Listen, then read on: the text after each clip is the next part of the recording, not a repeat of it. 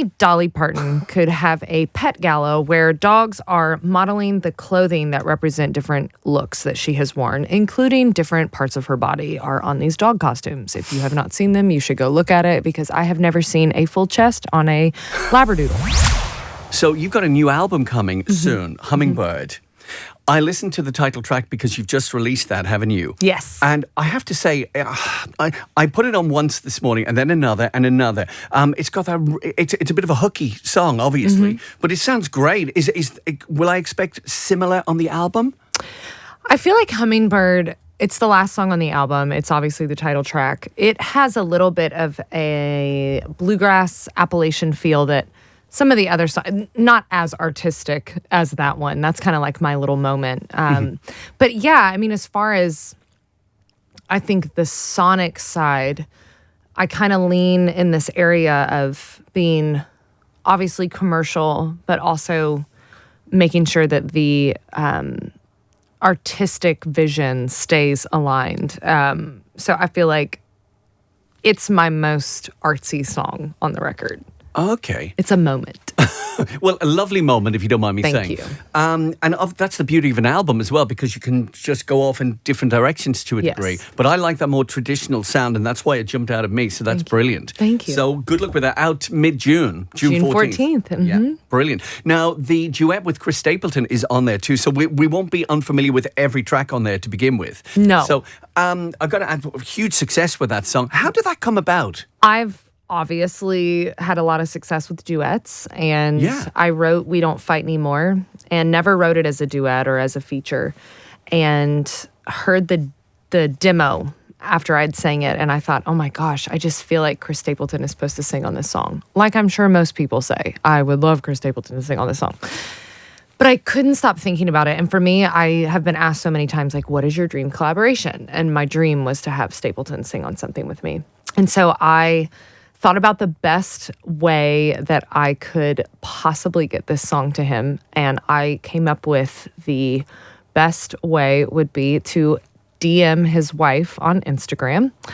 And I sent her the song. And the rest is history, really. He felt connected to the song and brought more to it than I could have ever hoped for.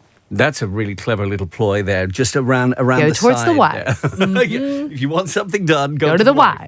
Yeah, no, that's brilliant. And clearly it worked very well for you as well. And incidentally, I've heard, and you probably heard similar, people are getting in touch with Chris Stapleton all the time about, can you work with me? I've got an idea. So, that obviously yours cut through. Yeah, as an artist, I didn't care what it did as far as being a commercial radio success. For me, it was such a nod to my heart that he thought the song was worth paying attention to because I think so highly of him. Absolutely, as we all do, and yourself. So you're here for C2C, your second time, though, to play. So you were here 2019. Yes. How does it feel to be back here?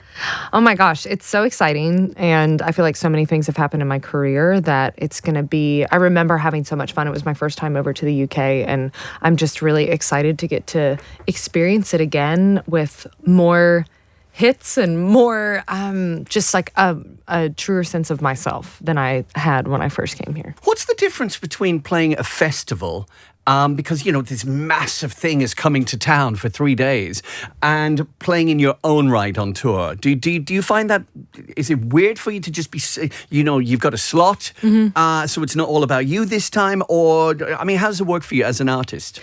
We do a lot of that in the States. Right. So we do a lot of country music festivals. So I feel like I'm a little bit accustomed to it. But there's a difference in the fact that every single seat at your show is filled for you. Yeah. Here, it could be filled with your super fans. It could be filled with people who know a few of your hits. Or it could be people that maybe have no idea who you are, which I do think is kind of fun. I'm obviously traveling around on a bill with Lauren Elena and Kane Brown, who are two of my friends in the industry. So that's fun as well. And I do think we all kind of have a little bit of different music. So I think you're going to see a lot of different fans for the show. And also, as you probably know from your last time, but there's such an interest in country music here now. And the fans are so keen. You kind of know you're off to a winner anyway. Yeah. But so when you mentioned Lauren and Kane and being friends as well, that's obviously going to help.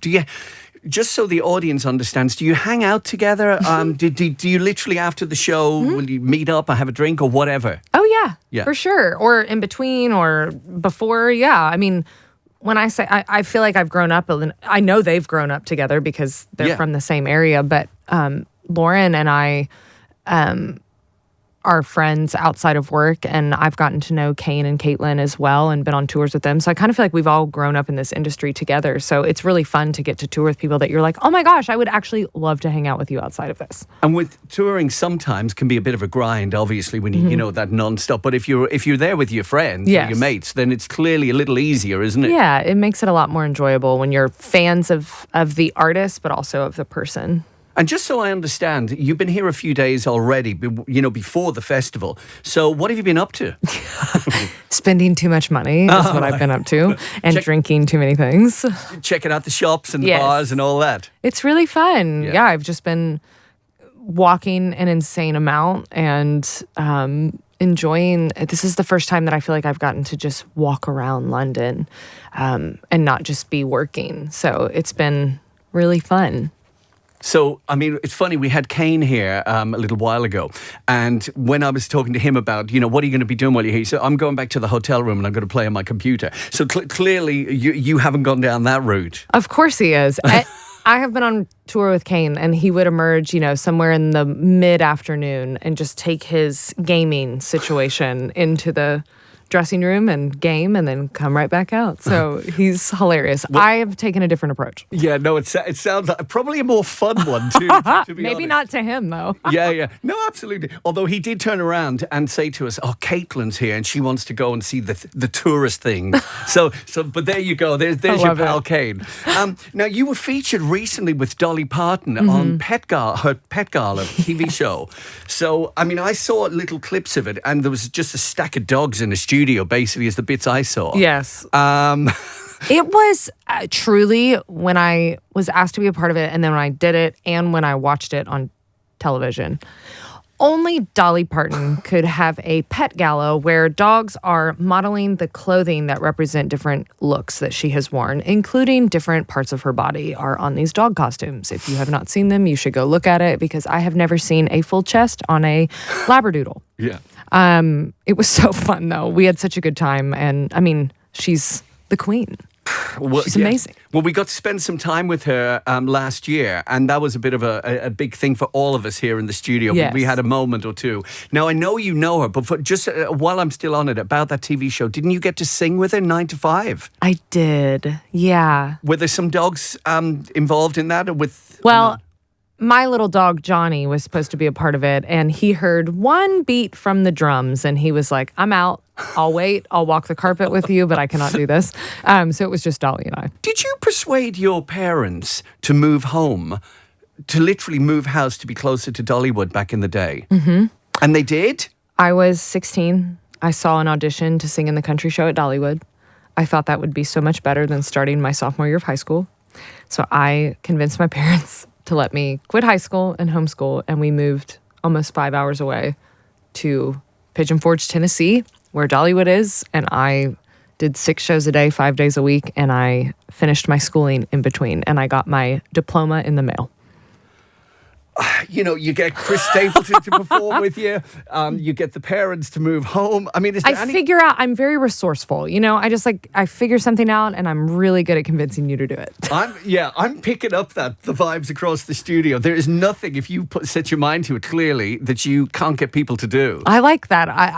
I hope that I can continue that with whatever I want to do next. I would have thought that that's probably going to happen. That's amazing. So, obviously, you started out there singing all those shows, but a little later on in your career, you call her your idol anyway, don't you? Yeah. She's been so influential, I think, to any female in country music. But for me, just kind of being immersed in that culture of Dollywood as a kid, realizing I always call her the quadruple threat. She's an amazing songwriter, amazing singer. I don't know if people know this, but she wrote Jolene and I Will Always Love You in the same day. And you're just like, I'm just going to wake up and write 2 of the most iconic songs ever. That does not happen. Amazing songwriter, amazing singer, amazing businesswoman, but she's also remained so humble and has this heart to where you feel like she's your best friend, also your fairy godmother. And I just don't understand how she does it in the way that she does it, and that she continues to reinvent herself to where she now has a line of dog clothes. I mean, there's just, you think you're working hard and then you see people like Dolly and you're like, and you know, she just put out this rock album and it's just crazy. Well, every couple of weeks we see something on her socials, and she's launching this or that, yes. you know. But this is about you. So I'll talk about Dolly all day. Let's bring it back around. As much as we love her, and we were fortunate, like I say, to spend an afternoon with her. So I know what you mean about the vibes and all that. Back to the album, the Hummingbird, right, that's coming. We mentioned Chris Stapleton already. Mm-hmm. Well, obviously, you had a huge hit with Lee Brice also. I hope you're happy now. Are there any duets on this album coming along? A lot of people have asked me that, and there aren't. And it's only because for me, I'm so particular about my collaborations. And, you know, I had Lee and then Ashley McBride and now Chris, that no other song felt.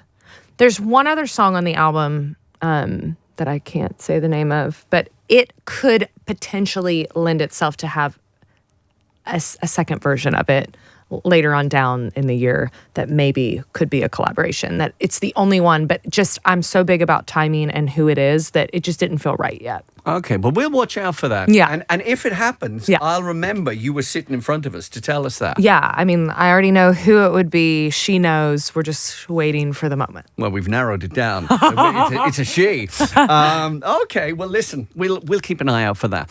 So after C2C, you're going to be touring with Tim McGraw. Yes, literally like 3 days after we get back. How did that come about? Do you literally just get a call from somebody saying he'd like you on the bill? That kind of thing? I was getting my nails done. I was in a pedicure chair, and somebody called me, and they were like, hey, Tim McGraw wants you to come on the road with him next year. And for me, I love 90s country. I've always said that was the era that made me want to do this, but I haven't been able to tour with a true 90s artist. Mm-hmm. So somebody who has continued, talk about somebody who continues to elevate and reinvent their career. He's at the top of his game, but he's one of those true 90s artists. Yeah. And I'm so excited. And obviously Faith Hill was one of my biggest influences.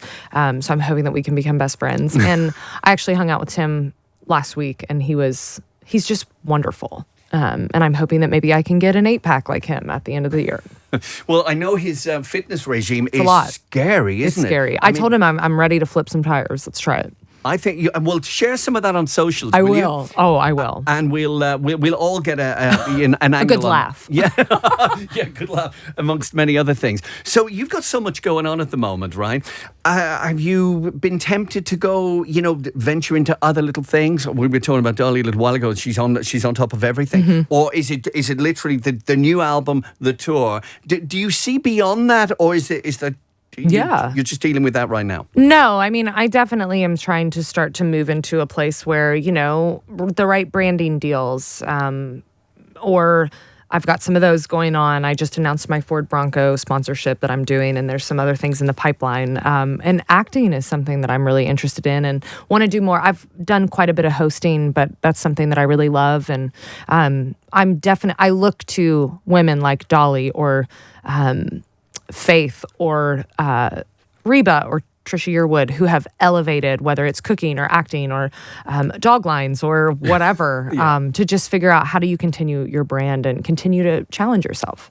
And there are so many more opportunities these days, aren't there? Yes. I mean, well, listen, good luck with it all. It's been an absolute pleasure to catch up. Looking forward to seeing your performance as well. Yay! And good luck with everything. And I will be watching out for you and Tim, doing your workouts. He'll be throwing tires. I'll be throwing up. It'll be great.